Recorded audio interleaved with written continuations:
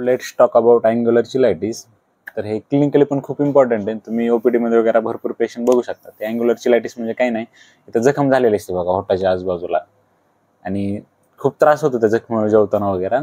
तर हे कशामुळे होते, तर ह्याचा मोस्ट कॉमन कॉज जे आहे ना, तो मल्टीविटॅमिनची डेफिशियन्सी आहे. विटॅमिन B12च्या वगैरे डेफिशियन्सीमुळे होतो. तर तसं असेल तर आपण मल्टीविटॅमिन देतो त्या पेशंटला. पण अजून कशामुळे होऊ शकते, एक तर बॅक्टेरियल किंवा फंगल इन्फेक्शन होऊ शकतं. बॅक्टेरियल इन्फेक्शन असेल किंवा फंगस, ह्या 2 कॉमन कॉजेस, म्हणजे 3 common causes: nutrition, bacteria, fungus. जर आपल्याला वाटलं बॅक्टेरियाचं इन्फेक्शन आहे तर आपण म्युपुरोसिन नावाची क्रीम देऊ शकतो इथं लावायला, किंवा फ्युसिडिक ऍसिड नावाची क्रीम पण देऊ शकतो. आणि दुसरं फंगल असेल तर फंगलमध्ये एक तर क्लॉट्रिमॅझॉल क्रीम देऊ शकतो किंवा मेकोनाझॉल क्रीम देऊ शकतो.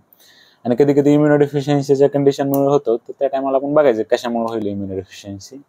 तर ते असू शकतं. मोस्ट कॉमनली न्यूट्रिशनलच कॉज असतो, मल्टीविटॅमिनचे वगैरे डेफिशियन्सी झाल्यामुळे होतं. तर बॅक्टेरियल किंवा फंगल, बॅक्टेरियल असेल तर म्युपुरोसिन क्रीम किंवा फ्युसिडिक ऍसिड क्रीम, फंगल असेल तर क्लॉट्रिमॅझॉल क्रीम किंवा मेकोनाझॉल. आणि कधी कधी कॉम्बाईन इन्फेक्शन असतं बॅक्टेरियाच्या आणि फंगलच्या. तर त्या टायमाला आपण जे क्रीम असतात त्यात दोन्ही जण कॉम्बिनेशन असतं, अँटीबायोटिक पण असतं आणि अँटी फंगल पण असतं, तर ती क्रीम देऊ शकतो.